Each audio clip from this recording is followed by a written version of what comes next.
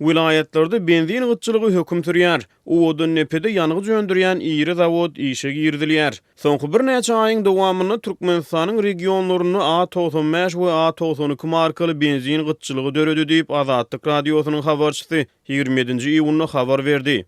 Aşgabat şäherinden özge hiç bir vilayetlerde A95 we A92 markaly benzin tapdyrmaýar. Hususy ulug ýerler A80 markaly benziniň öz awtologlarynyň hereketlendirjisini hatardan çykarýanyny aýdýarlar. Benziniň gıtçylygy ölümçülüge de täsir edýär diýip habarçy aýtdy.